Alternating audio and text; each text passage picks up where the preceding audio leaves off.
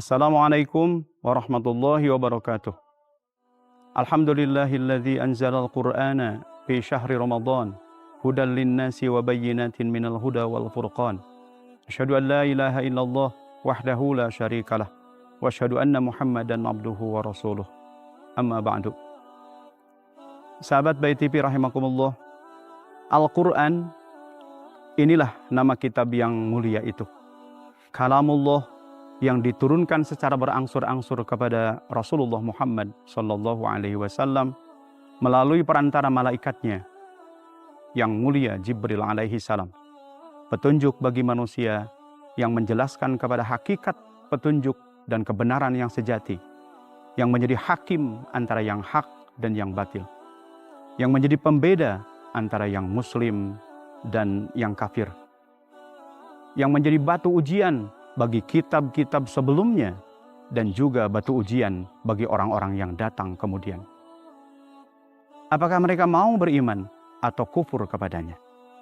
Inilah kitab yang mulia itu, yang dengannya mulialah suatu kaum manakala ia dijadikan imam bagi hawa nafsunya, dan dengannya pula terhinalah suatu kaum manakala ia dijadikan makmum bagi hawa nafsunya.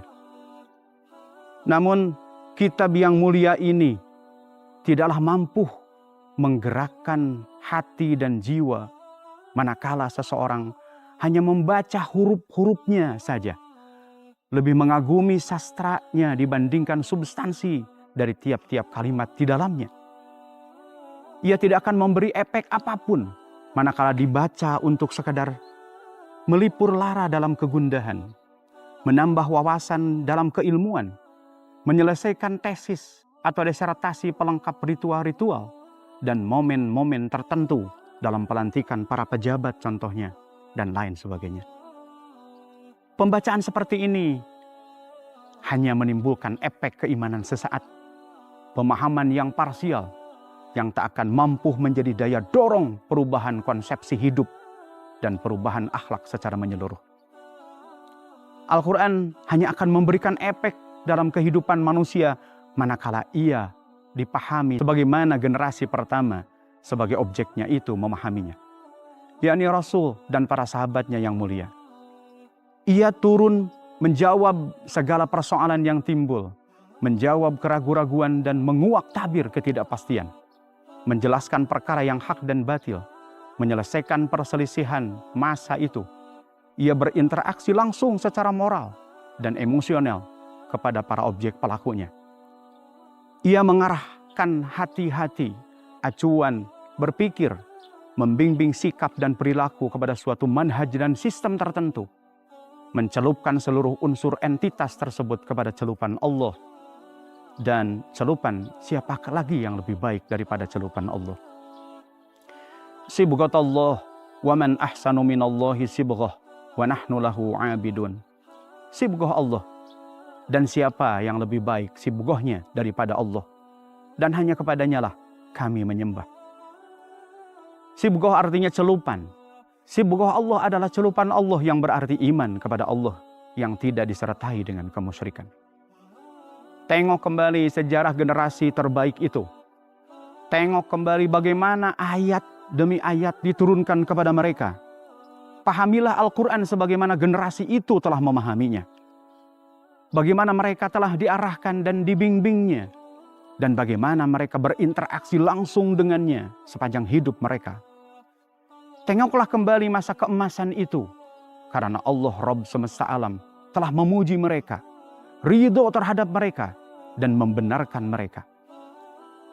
Merekalah golongan Allah, merekalah pengikut sejati Rasulnya, merekalah para pembela syariat-syariatnya. Merekalah golongan yang beruntung itu. Dan tak satu pun dari kita lebih benar dari mereka dan mendapatkan garansi tersebut. Radhiyallahu anhum wa radu anhu ulaika hizbullah ala inna hizballahi humul muflihun. Allah ridho terhadap mereka dan mereka pun merasa puas terhadap limpahan rahmatnya. Mereka itulah golongan Allah. Ketahuilah bahwa sesungguhnya Hizbullah itu adalah golongan yang beruntung.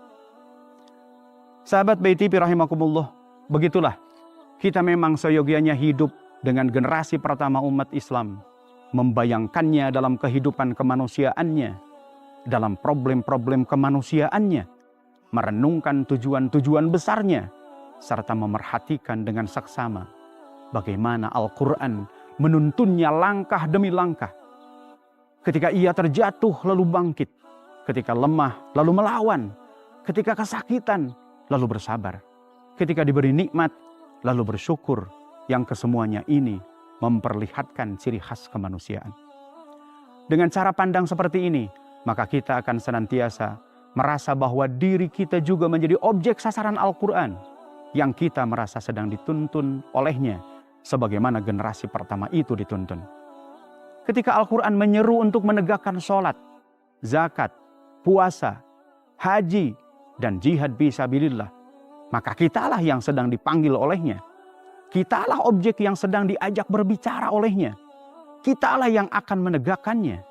Kita pula yang akan mendakwahkan dan berjuang bersamanya untuk menegakkannya. Inilah hakikat memahami Al-Quran para sahabat itu. Pemahaman yang didasari oleh semangat kami mendengar, kami patuh, dan kami melaksanakan. Tidaklah generasi pertama itu meminta turunnya ayat Al-Quran yang baru sebelum mereka mampu memahami dan merealisasikan ayat sebelumnya. Dengan cara pandang ini, maka segala keletihan, kesabaran, kepayahan, kemenangan yang kita alami ketika kita menjalani Al-Quran ini adalah sama seperti apa yang telah mereka alami. Dengan cara seperti ini pula, maka kita bisa merasakan indahnya hidup di bawah naungan Al-Quran. Jamalul hayati tahta ri'ayatil Quran.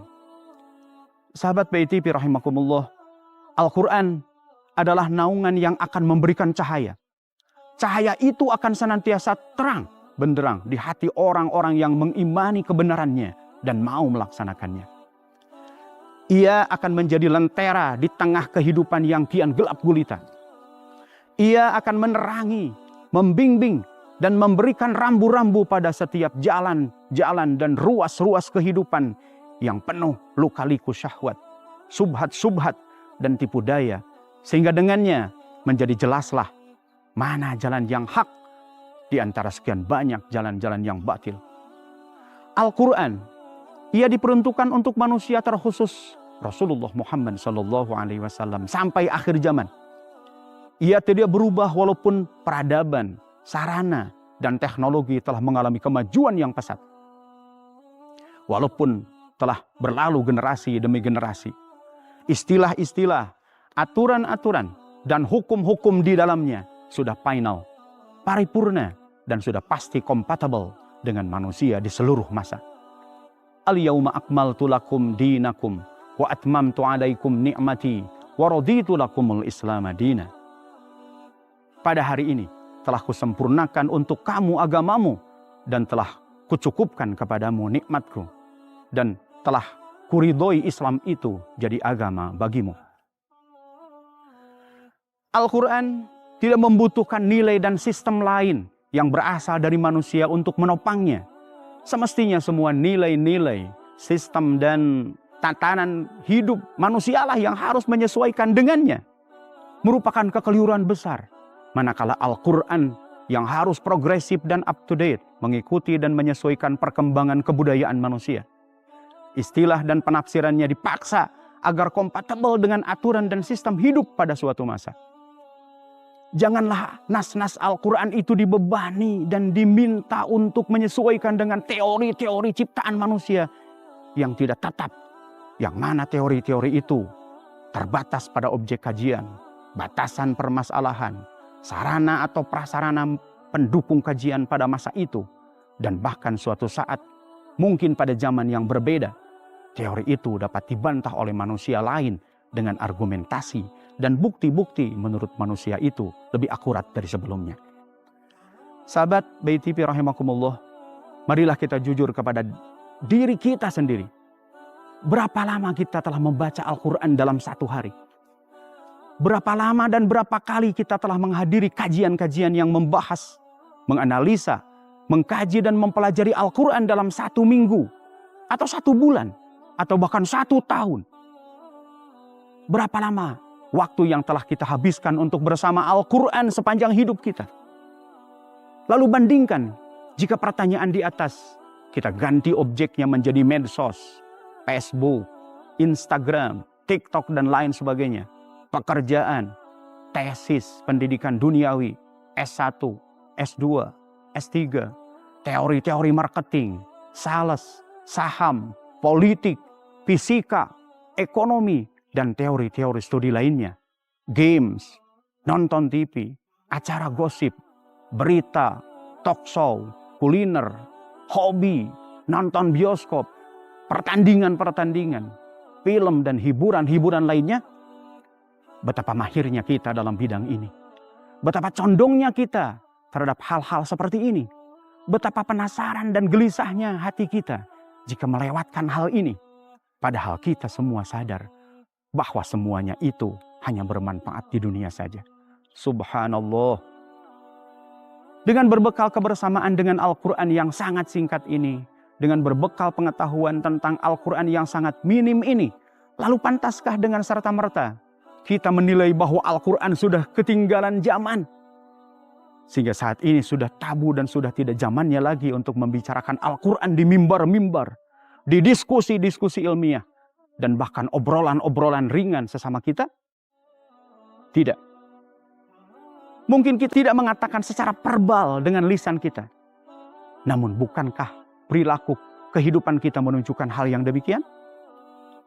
Bukankah ini seolah-olah manusia menganggap bahwa Allah sebagai Rabb semesta alam yang maha sempurna hanya mengerti karakteristik manusia dan kehidupan yang terbatas pada zaman Nabi dan para sahabat di mana Al-Quran itu diturunkan? Bukankah seolah-olah manusia menganggap saat ini manusialah yang jauh lebih mengerti akan kehidupan mereka sendiri? Apakah manusia lebih pandai daripada Allah? Bukankah permasalahan sebenarnya terletak pada kelemahan jiwa-jiwa manusia yang sudah terjangkit penyakit hubbud dunya wa karahiyatul maut, cinta dunia dan takut mati? Sehingga mereka lari dari Al-Quran dan mendekati kepada sistem atau nilai-nilai lain yang berasal dari barat, yang nantinya menurut kami akan berujung pada sistem dan tatanan dunia baru di bawah sistem Dajjal. Dan tentu saja, manakala sistem telah siap dan sedemikian rupa telah menghegemoni dunia Islam, maka keberpihakan umat Islam kepada sang pimpinan atau sistem Dajjal itu akan terjadi. Adalah sebuah keniscayaan. Kita tentunya berlindung kepada Allah jika hal itu akan menimpa kelak kepada kita. Allahumma inna na'udzubika min azabi jahannama wa min azabil qabri wa min fitnatil mahya wal mamat wa min syarri fitnatil masihid dajjal. Ya Allah, aku berlindung kepadamu dari azab jahannam dan dari azab kubur dan dari fitnah kehidupan dan fitnah kematian dan dari kejahatan fitnah dajjal. Sahabat BayTV rahimakumullah, seperti layaknya Al-Quran, manusia sebagai objek sasarannya pada hakikatnya juga tidak mengalami perubahan di setiap unsur-unsur penyusunannya. Ia telah sempurna dalam konteks sebaik-baiknya penciptaan. Secara fisik anggota tubuh manusia tidak pernah berubah. Ia tidak berubah menjadi bentuk lain seperti kera atau hewan lainnya. Manusia tetaplah suatu makhluk yang berdiri tegak, ditopang oleh tulang-tulang dan dibalut dengan daging, lengkap dengan seluruh panca indera. Emosi dan perasaan manusia juga tidak berubah. Secara fitrah, manusia senang dan condong kepada keadilan, kebenaran, keteraturan, keindahan, kebersihan, kemakmuran, kesejahteraan, keamanan, dan lain sebagainya. Sebagaimana ia juga akan benci kepada kekufuran, keburukan, kekotoran, ketidakteraturan, ketidakadilan, kesewenang-wenangan, dan berbagai naluri fitrah kemanusiaan yang Allah berikan kepadanya. Laqad khalaqnal insana fi ahsani taqwim. Sesungguhnya kami telah menciptakan manusia dalam bentuk yang sebaik-baiknya. Sasaran Al-Quran adalah karakteristik jiwa manusia yang sesuai fitrahnya itu. Jiwa-jiwa seperti itulah objek utama Al-Quran. Al-Quran akan menjadi petunjuk atau hudan manakala manusia kembali kepada fitrahnya yang orisinil itu. Nilai-nilai Al-Quran hanya akan tumbuh dan berkembang menjadi pohon keimanan yang subur, besar, dan kuat di dalam lingkungan jiwa seperti ini. Bukan lingkungan jiwa yang syarat akan kotor dan berupa hawa nafsu. Kazar'in akhraja syad'ahu fa'azarahu fastaghlada fastawa ala suqihi yu'jibu az-zurru'a liyaghidha bihimul kuffar. Wa'adallahu alladhina amanu wa 'amilus solihati minhum maghfiratan wa ajran 'azima. Seperti tanaman yang mengeluarkan tunasnya, maka tunas itu menjadikan tanaman itu kuat, lalu menjadi besarlah dia dan tegak lurus di atas pokoknya. Tanaman itu menyenangkan hati penanam-penanamnya karena Allah hendak menjengkelkan hati orang-orang kafir dengan kekuatan orang-orang mukmin. Allah menjadikan kepada orang-orang yang beriman dan mengerjakan amal yang soleh di antara mereka ampunan dan pahala yang besar. Hati manusia sejatinya manakala disentuh dengan cara yang benar oleh Al-Quran, maka akan terjadi revolusi besar-besaran dalam konsepsi kehidupan dan cara berpikir manusia itu. Yang dengan hal ini akan membimbing pemikiran, tutur kata, perasaan, emosi, sikap, dan perilaku orang tersebut sesuai dengan nilai-nilai Rabbani. Manusia seperti inilah manusia yang merdeka dalam arti yang sebenar-benarnya. Ia hanya menundukkan, menyerahkan, dan menggantungkan dirinya dan seluruh sisi kehidupannya kepada Rabb semesta alam. Ia terbebas dari berbagai belenggu-belenggu perbudakan hawa nafsu yang hina dina. Namun sayangnya, banyak manusia yang sudah lupa akan fitrahnya yang mulia itu. Ia lebih senang dan nyaman menjadi suatu makhluk dengan karakteristik lain yang hina. Ia lebih rela menjadi budak dari togut berupa hawa nafsu dengan melawan arus gravitasi fitrah orisinilnya itu dengan meninggalkan Al-Quran. Ia lebih nyaman dan bangga dengan statusnya sebagai budak daripada menjadi manusia merdeka. Ia akan memandang aneh kepada orang-orang merdeka yang minoritas itu. Seandainya pun pernah terbebas beberapa saat dari perbudakan ini, maka ia akan merasakan risih, jiwanya berguncang, hatinya menolak dan akal pikirannya pun berontak. Mengapa saya jadi orang merdeka? Tak lama kemudian, ia pun akan mencari dan mengemis-ngemis kepada tuan-tuan baru yang mau menerimanya sebagai budak. Ia tak segan-segan untuk kembali dan memproklamirkan dirinya sebagai budak yang paling loyal di hadapan tuan-tuannya itu. Dan ia pun rela menunggu antrian dan berlama-lama bersama budak-budak lain di pintu-pintu perbudakan untuk dijadikan budak.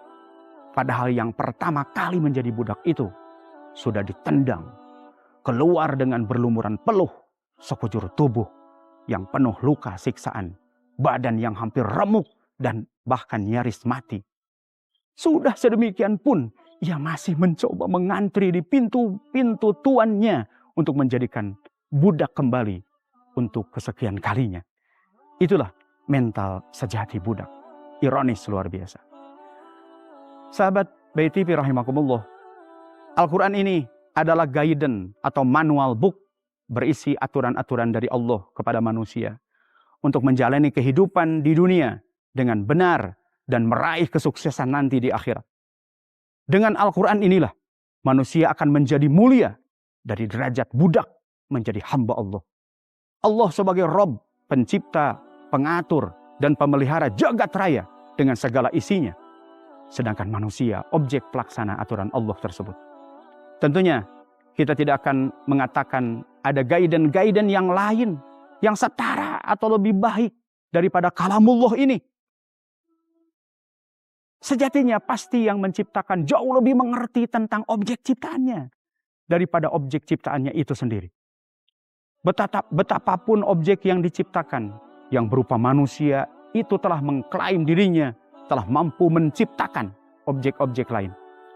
Manusia tetaplah manusia dengan segala keterbatasannya. Bahkan hanya untuk sekadar melihat telinga sendiri, ia tidak mampu dan membutuhkan bantuan objek ciptaannya sendiri, yaitu cermin. Sungguh lemah sekali manusia itu. Oleh karena itu, alangkah anehnya jika ada manusia berlaku sombong kepada sebagian yang lain, terlebih kepada Rabb semesta alam ini. dalam hal menetapkan aturan hidup. Padahal mereka hanyalah makhluk yang senantiasa menyimpan dan membawa kotoran kemana-mana. Dengan logika yang sama, tidak akan pernah masuk logika dan fitrah orisinil kita bahwa aturan-aturan dan sistem-sistem hidup yang dibuat oleh manusia setara atau bahkan lebih baik dari yang dibuat oleh Rabb. Tidak akan pernah masuk logika dan fitrah orisinil kita bahwa nilai-nilai kebenaran dan keadilan yang dibuat oleh manusia setara atau bahkan lebih baik daripada yang dibuatkan oleh Rabb. Tidak akan pernah masuk logika dan fitrah orisinil kita bahwa undang-undang yang dibuat oleh manusia setara atau bahkan lebih baik dari undang-undang yang dibuatkan oleh Rabb. Ini adalah perkara yang sangat mustahil.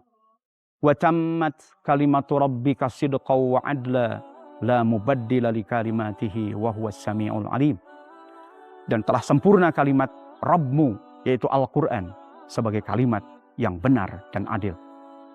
Sesungguhnya Al-Quran adalah hakikat yang punya eksistensi permanen selayaknya alam raya ini.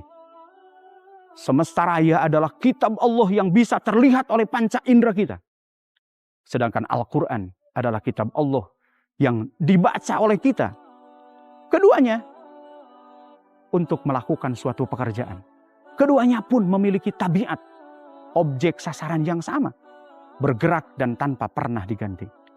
Alam raya dengan segala isinya berarti aturan-aturan sunnatullah yang harus dan pasti dijalani agar tercipta keharmonisan gerak, tatanan dan sistem di antara objek-objeknya. Matahari akan senantiasa terbit dari sebelah timur dan tenggelam di sebelah barat. Gunung-gunung akan senantiasa menjadi pasak dan langit menjadi atap bagi bumi. Matahari, bulan beserta bumi bergerak mengikuti garis edarnya masing-masing. Angin berhembus dari tekanan tinggi ke rendah. Api dengan sifat panasnya, sedangkan air dengan sifat dinginnya, dan lain sebagainya. Semua objek alam raya itu adalah tetap yang itu-itu juga, dengan pekerjaan yang itu-itu juga, dari zaman hingga sampai sekarang ini. Jadi dari zaman Nabi sampai sekarang ini. Sama halnya dengan Al-Quran. Ia pun berisi aturan-aturan yang harus dijalani agar tercipta keharmonisan gerak, tatanan, dan sistem di antara objek-objeknya. Yang dalam hal ini, jiwa dan kehidupan manusia itu sendiri. Dan objek manusianya itu sendiri juga tetap tidak mengalami perubahan. Alias yang itu-itu juga dari zaman Nabi hingga sampai saat ini. Oleh karena itu, aneh dan menggelikan jika ada manusia yang berkata dan mengejek makhluk Allah yang berupa objek alam raya ini dengan mengatakan, ini planet sudah kuno dan usang. Mengapa matahari senantiasa terbit dari sebelah timur dan tenggelam di sebelah barat? Mengapa sifat api ini tetap panas, tidak dingin? Mengapa manusia ini makhluk kuno dan ketinggalan zaman? Ia layak diganti dengan makhluk lain dan perkataan aneh lainnya yang melawan sunnatullah dan hukum alam. Dengan logika yang sama dan bahkan lebih aneh lagi, manakala manusia mengatakan kalamullah Al-Quran ini sudah kuno dan sudah saatnya diganti dengan aturan yang lain. Padahal keduanya sama-sama memiliki eksistensi yang tetap di alam raya ini hingga yaumil kiamah. Oleh karena itu, sahabat BTP rahimakumullah, marilah kita benahi paradigma berpikir dan sikap kita terhadap Al-Quran dan dinul Islam ini. Mari habiskan waktu akhir pekan kita dengan mencari dan meramaikan majelis-majelis yang membahas Al-Quran di dalamnya. Mari kita buka kembali lembaran hidup kita dengan goresan ilmu yang bermanfaat. Mari kita habiskan sisa umur kita yang singkat ini dengan amalan soleh yang dapat menghantarkan kita ke jannahnya. Janganlah kita sia-siakan kesempatan hidup yang singkat dan cuma satu kali ini dengan senantiasa memperturutkan hawa nafsu kita yang tak kunjung terpuaskan itu. Kita hari ini haruslah kita yang lebih baik dari hari kemarin, dan kita hari esok harus lebih baik daripada kita hari ini. Yajibu an nakunal yaumu khairun minal amsi, wa yajibu an nakuna godan khairun minal yaum. Wa ilallahil musta'an. Dan hanya Kepada Allah sajalah kita memohon pertolongan. Sahabat Bayi TV rahimakumullah, terus dukung channel ini dan terus ikuti konten-konten dakwah yang disajikan agar kita bisa ambil pelajaran, merubah pola pikir dan perilaku kita menjadi sosok manusia yang berlandaskan Islam. Hadanallahu wa iyyakum ajma'in billahi fi sabilil haq. Assalamualaikum warahmatullahi wabarakatuh.